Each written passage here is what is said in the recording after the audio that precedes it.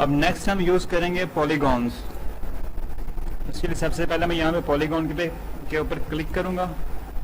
उसके बाद cross hair बनने के बाद मैं अपनी ज़रूरत के मुताबिक, अपनी पसंद के मुताबिक एक ऑब्जेक्ट ड्रॉ कर लूँगा।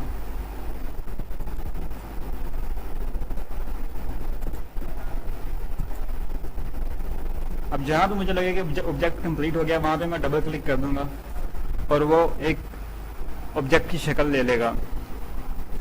अब इस ऑब्जेक्ट को भी मैं उसी तरह से रीशेप कर सकता हूँ अपनी ज़रूरत के और अपनी मर्ज़ी के मुताबिक। जब मैं एक विंडो के ब्लैंक एरिया के ऊपर क्लिक कर दूंगा उसके बाद ये कंप्लीट ऑब्जेक्ट बन गया है जो ओवरऑल रीसाइज होगा, बल्कि रीशेप नहीं होगा। अब अगर मुझे दोबारा इसे रीशेप करना है तो मैं इसके ऊपर राइट क्लिक करूँगा और रीशेप ऑब्जेक्ट में जाके इसे रीशेप कर सकता हूँ, या फिर उसी तरह से इसको सेलेक्ट करके एडिट रीशेप ऑब्जेक्ट में जाके इसे रीशेप कर सकता हूँ, या फिर Ctrl+R दबाकर भी मैं इस ऑब्जेक्ट को रीशेप कर सकता हूँ। अब नेक्स्ट हमारे पास है कि हमें अगर कोई ऑब्जेक्ट डिलीट करना है तो हम उसे किस तरह से डिलीट कर सकते हैं। उसके लिए सबसे पहले तो यहाँ से हम ऑब्जेक्ट सेलेक्ट करेंगे, एडिट में जाकर अरेज पे जाएंगे तो वो ऑब्जेक्ट यहाँ से डिलीट हो जाएगा, या फिर हम इसे यहाँ से सेलेक्ट करके कीबोर्ड से डिलीट का बटन प्रेस करके भी उसे डिलीट कर सकते हैं। एक बात याद रखिएगा कि जब हम एक ऑब्जेक्ट को यहाँ से डिलीट करेंगे तो वो विंडोज के क्लिपबोर्ड के ऊपर कॉपी नहीं होगा।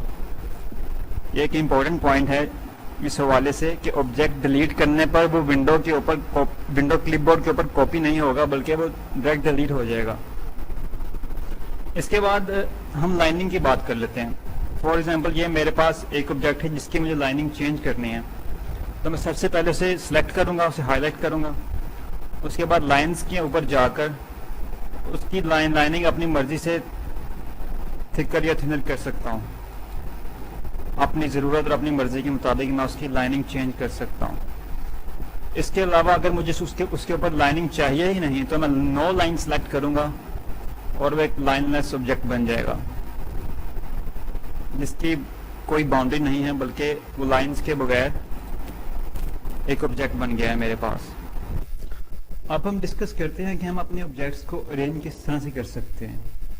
आपको याद होगा किसी लेक्चर में हमने डिस्कस किए थे जब टूल बार्स, तो मैंने कहा था कि ये अरेंज टूल बार हम आगे जाके अपने लेक्चर में डिस्कस करेंगे, तो अब उसी की बारी है। यूजुअली इस टूल बार के अंदर वही ऑप्शंस अवेलेबल हैं जो हमारे पास ये अरेंज में यहाँ पे अवेलेबल है हमारे पास। तो सबसे पहले हम ये डेमोन्स्ट्रेशन सिर्फ अपने रेक्टेंगल्स के साथ करेंगे, तो उससे पहले हम बाकी ऑब्जेक्ट्स को यहाँ से अरेज कर देते हैं ताकि हमारे पास स्पेस ज़्यादा हो जाए अपने विंडो में। इसके बाद हम अपने बाकी के ऑब्जेक्ट्स को विंडो के ऊपर रैंडमली स्प्रेड कर देते हैं, जस्ट रैंडम।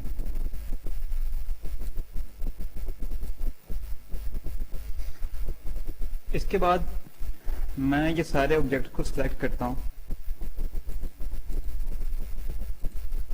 शिफ्ट की प्रेस करके।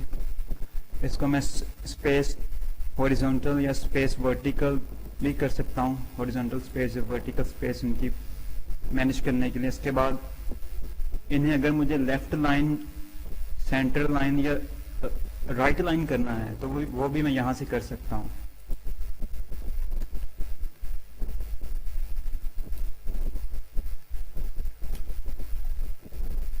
और ये डेमोन्स्ट्रेशन है हमारे पास लेफ्ट लाइन की। जिस तरह से मैं चाहूँ अपने ऑब्जेक्ट्स को अलाइन कर सकता हूँ। और तो अभी मैं इसे राइट अलाइन कर देता हूँ। ये हमारे पास तीनों ऑब्जेक्ट्स राइट साइड पे अलाइन हो चुके हैं।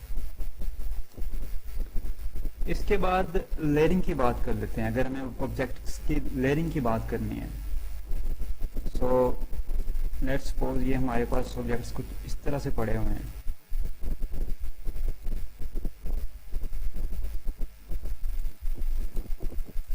और अगर हमें इनकी लेयरिंग चेंज करनी है तो हम इसे बैक पे भेज सकते हैं। अब आप देखें कि वो रेक्टेंगल जिसकी बाउंड्री पे लाइनिंग नहीं है वो बैक पे जा चुका है, और वो दो रेक्टेंगल जिनकी बाउंड्री लाइंड है वो फ्रंट पे आ गए हैं।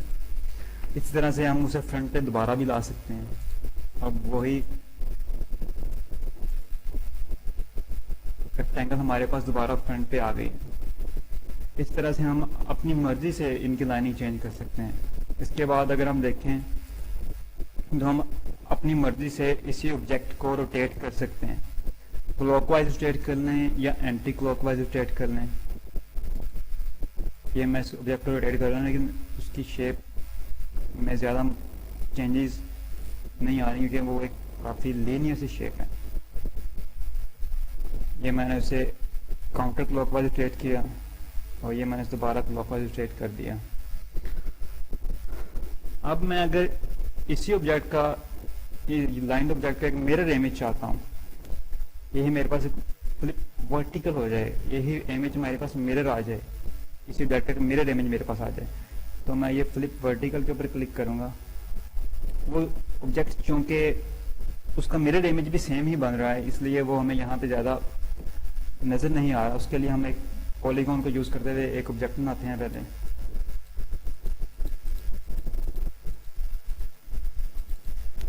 अब इसका अगर मुझे मिरर इमेज चाहिए वर्टिकली वे मिरर इमेज, तो ये आप देखेंगे कि उसी ऑब्जेक्ट का वर्टिकली मिरर इमेज मेरे पास आ गया है, और इसका हॉरिजॉन्टली मिरर इमेज भी मेरे पास आ सकता है इस तरह से। खैर ये ऑब्जेक्ट तो हमारे पास सिर्फ डेमोस्ट्रेशन के लिए था, तो इसको हम यहाँ से इरेज कर देते हैं। अब हम जिक्र करते हैं इंटर के बहुत ही इंटरेस्टिंग फीचर्स का, जिसे दो फीचर हैं एक्चुअली। ये एक को सेल कहते हैं और एक को सैम्पल कहते हैं। सबसे पहले तो मैं आपको डेमोन्स्ट्रेशन देता हूँ सैम्पल की। फॉर एग्जांपल मेरे पास ये दो ऑब्जेक्ट्स हैं, एक लाइन के बगैर वाला रेक्टेंगल और एक लाइन रेक्टेंगल। अब मुझे इन दोनों ऑब्जेक्ट्स को आपस में मिलाना है। बेसिकली सैम्पल और सेल दोनों एक ही चीज़ के नाम हैं, जिसमें हम दो या दो से ज़्यादा डिफरेंट ऑब्जेक्ट्स को आपस में मिला के एक ऑब्जेक्ट बना देते हैं, और फिर बाद में वो एज ए यूनिट अपने आप को प्रेजेंट करते हैं। फॉर एग्जांपल मुझे ये लाइनलेस और ये लाइन ऑब्जेक्ट को आपस में मिलाना है, तो मैं इन दोनों को सिलेक्ट करके उसके बाद सैम्पल की प्रेस करता हूँ, मेक सैम्पल।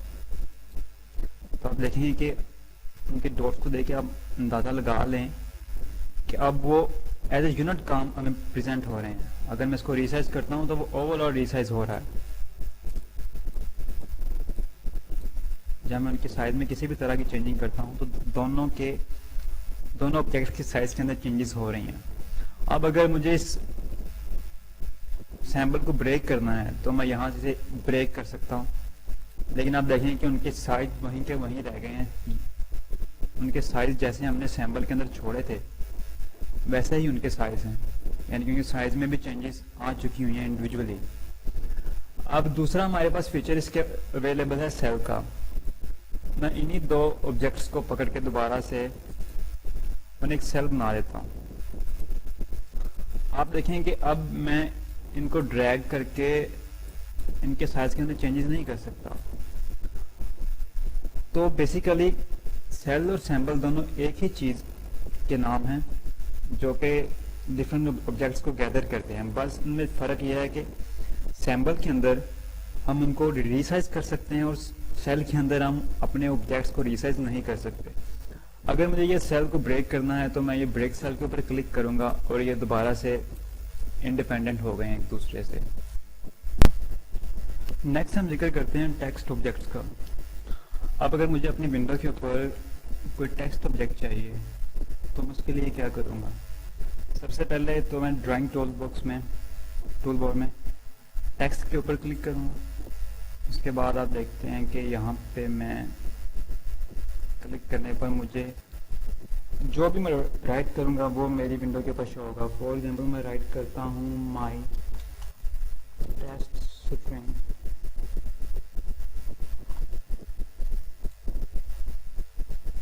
इसको मैं यहीं से पकड़ के रीसाइज भी कर सकता हूँ।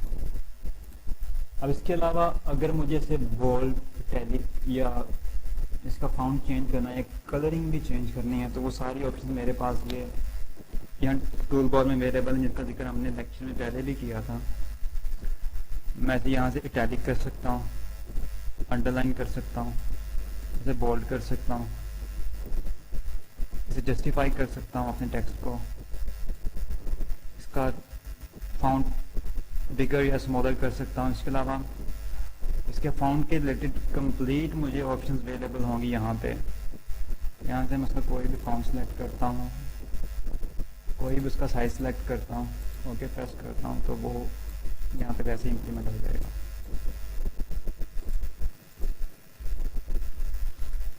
नेक्स्ट हम जिक्र करते हैं अपने टेक्स्ट के ऊपर कि अगर हमें इसी टेक्स्ट में अगर कोई चेंजेस करनी है तो हम किस तरह से करेंगे। इसके लिए सबसे पहले तो हम अपने टेक्स्ट को हाईलाइट करेंगे, फिर हम स्पेशल में जाएंगे और यहाँ से सब्स्टिट्यूट स्ट्रिंग के ऊपर जाकर मैं अपनी माई टेस्ट स्ट्रिंग को चेंज कर देता हूँ डिफरेंट टेक्स्ट।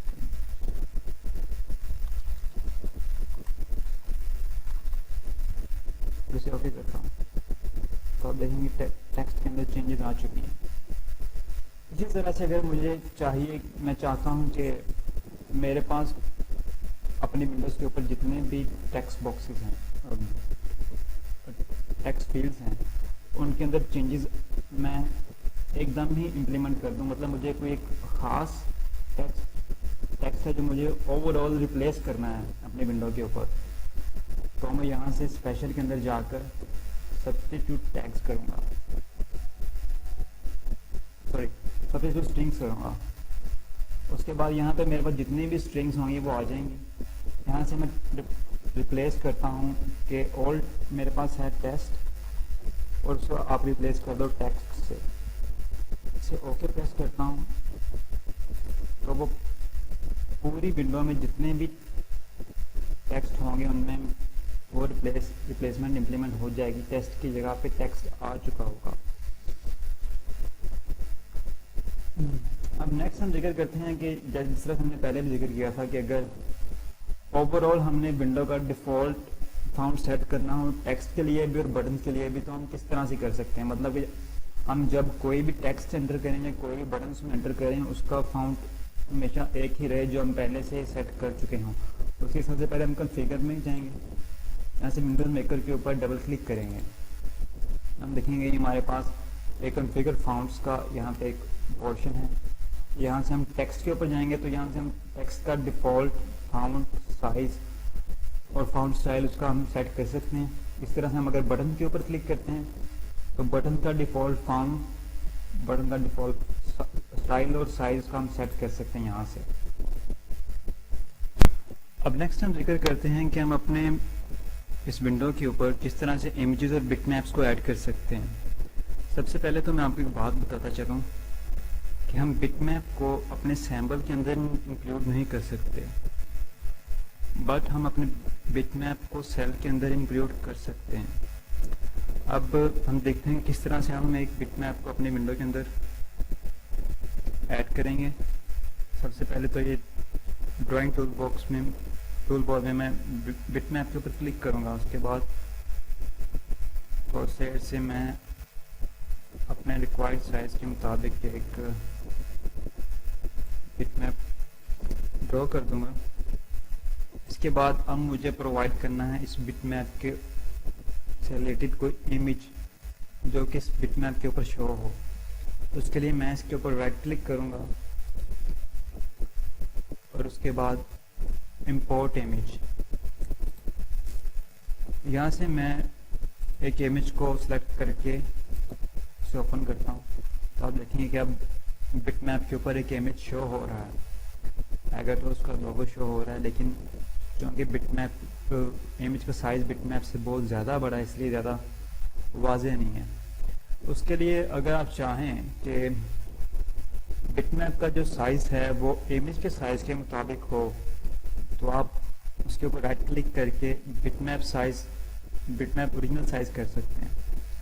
जिससे आप देखेंगे कि उस बिटमैप का साइज़ आपके इमेज के मुताबिक हो गया है। ये सिर्फ डेमोन्स्ट्रेशन के लिए था तो इसलिए अब हम इसे डिलीट कर देते हैं। अब नेक्स्ट आप ये भी कर सकते हैं कि अपने विंडोज़ की किसी सोर्स से लेकर आप अपने बिटमैप के ऊपर इमेज को पेस्ट कर दें। फॉर एग्जांपल मैंने पेंट में ये एकाटोस का लोगो ओपन किया, मैं सेलेक्ट करता हूँ इतने पार्ट को और उसको कॉपी कर लेता हूँ। अब उसके बाद मैं चाहता हूँ कि मैं यही इमेज को उतना पार्ट अपने इस प्रोजेक्ट के अंदर शो करवाऊँ। सबसे पहले मैं बिटमैप लूँगा, उसको अपने प्रोजेक्ट के ऊपर ऐड करूँगा, उसके ऊपर राइट क्लिक करके पेस्ट बिटमैप करने से इमेज का उतना पार्ट मेरे प्रोजेक्ट के ऊपर शो होगा। नेक्स्ट हम जिक्र करते हैं विजर्ड्स का। Wizards actually pre drawn individual graphic components हैं जो कि इंटच हमें प्रोवाइड करता है, जिन्हें हम अपने ऑब्जेक्ट्स के अंदर ऐड करके अपना बहुत सा कीमती वक्त बचा सकते हैं। अब सबसे पहले देखते हैं कि हम विजर्ड्स को इंस्टॉल और अनइंस्टॉल किस तरह से कर सकते हैं। उसके लिए सबसे पहले हम जाएंगे स्पेशल में, कॉन्फ़िगर, विजर्ड इंस्टॉलेशन। यहाँ पे आप देखेंगे कि ये एक लिस्ट है जिसमें मेरे पास इंस्टॉल्ड विजर्ड्स नज़र आ रहे हैं, और यहाँ पे एक लिस्ट है जो कि एम्प्टी है जिसमें होने चाहिए अनइंस्टॉल्ड विजर्ड्स। यहाँ से अगर मुझे कोई विजर्ड नहीं चाहिए जो मुझे लगता है कि मैं कभी यूज़ नहीं करूँगा, तो मैं उसे यहाँ से रिमूव कर दूँगा, तो इस लिस्ट में पेयर होगा। अब मुझे अगर कभी उसकी दोबारा ज़रूरत पड़ती है तो मैं यहाँ से सेलेक्ट करके इंस्टॉल करूँगा, तो वो दोबारा मेरे पास इस लिस्ट में, इंस्टॉल लिस्ट में शो होने लग जाएगा। खैर अभी हम उसे कैंसिल कर देते हैं। अब नेक्स्ट हम देखते हैं कि विजर्ड आखिर है क्या चीज़। सबसे पहले तो हम इस विजर्ड हेड के ऊपर क्लिक करेंगे, तो आप देखेंगे हमारे पास कुछ प्री ड्रॉन ऑब्जेक्ट नज़र आ रहे हैं इस विंडो के ऊपर, जिसमें alarms, buttons, clocks, frames, meter, lights, इस तरह की सारी चीज़ें हमारे पास अवेलेबल हैं। अब डेमोन्स्ट्रेशन के लिए सपोज करते हैं हम एक ये फीचर स्विच अपने प्रोजेक्ट विंडो के ऊपर ऐड करते हैं, लेकिन उससे पहले मैं आपको एक चीज़ बताऊँ कि यहाँ से हम एक चीज़ को सिलेक्ट करके उसे टूल बार के अंदर, विजर्ड की टूल बार के अंदर ऐड भी कर सकते हैं। फॉर एग्जांपल मैं ये पिक्चर स्विच का बटन का ऑब्जेक्ट ज़्यादा यूज़ करता हूँ अगर, तो मैं यहाँ से उसे सिलेक्ट करके टूल बार के अंदर ऐड कर सकता हूँ। आप देखें कि वो उस टूल बार के अंदर एक एडिशनल चीज़ आ गई है। इसके अलावा अगर मैं इसे रिमूव करना चाहूँ तो उसे सिलेक्ट करके मैं रिमूव फ्रॉम टूल बार भी कर सकता हूँ। अब वो पहले वाली ऑब्जेक्ट लग जाएगी। अब अगर फिलहाल मुझे इस पिक्चर स्विच को अपनी विंडो के ऊपर ऐड करवाना है, तो मैं उसे सिलेक्ट करके ओके प्रेस करूँगा, और ये W का साइन आपको नज़र आ रहा होगा मेरे कर्सर के साथ। यहाँ पे मैं क्लिक करूँगा तो ये मेरे पास एक ऑब्जेक्ट शो हो रहा है जो कि मैंने पिक्चर स्विच का उधर से सिलेक्ट किया था विजर्ड्स के अंदर से। अब अगर इसको मैं कॉन्फ़िगर करना चाह रहा हूँ, अगर इसको, तो इस पिक्चर स्विच को, तो मैं इसके ऊपर डबल क्लिक करूँगा, जिसके बाद मेरे पास उसका टैग नेम चेंज करने के लिए एक डायलॉग बॉक्स ओपन होगा। इसको हम अपने आगे वाले लेक्चर्स में देखेंगे कि आखिर ये क्या चीज़ है। फिलहाल हम इसे कैंसिल कर देते हैं। अब इस चैप्टर के एंड पे हम एक छोटी सी लैब करते हैं। उस लैब में हम ये करेंगे कि एक ऑब्जेक्ट बनाएंगे जिसे हम वॉल्व का नाम देंगे। इसके अलावा एक टेक्स्ट और एक बटन लगाना है, सिर्फ इतना सा काम है। सबसे पहले हम इस विंडो पे मौजूद सारे अपने ऑब्जेक्ट को डिलीट कर देते हैं। फिर सबसे पहले सबको सिलेक्ट किया और डिलीट का बटन प्रेस करके उन्हें अरेज कर दिया।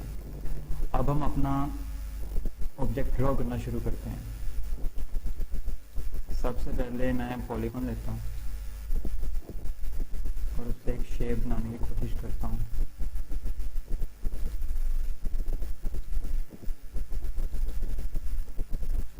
अब मैं इसी शेप को डुप्लीकेट करता हूँ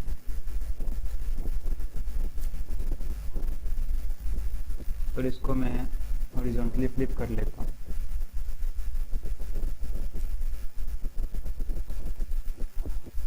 इसके बाद मुझे एक रेक्टेंगल चाहिए।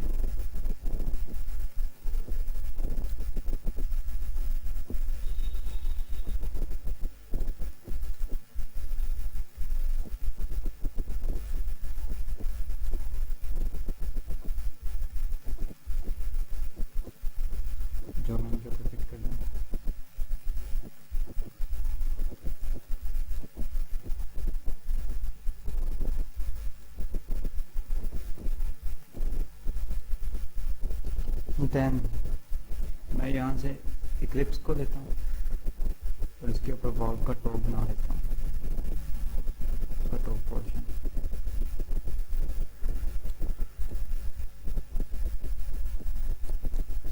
ये अब कुछ एक वॉल की तरह लग रहा है, जो कि हमारा एक रिक्वायर्ड टास्क था। अब इसे हम नाम देना चाह रहे हैं वॉल 1 का, तो उसके लिए हम शो करवाने के लिए एक टेक्स्ट लेते हैं, इसमें टेक्स्ट एंटर करेंगे वॉल 1।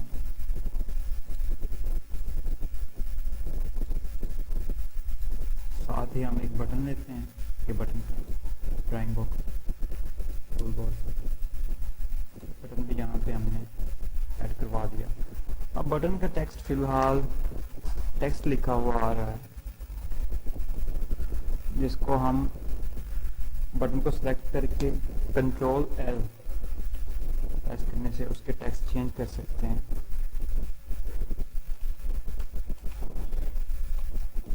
फिलहाल अपनी असाइनमेंट के लिए हम इसको रखेंगे डिस्क्रीट टैग 1 और ओके का बटन प्रेस कर देंगे।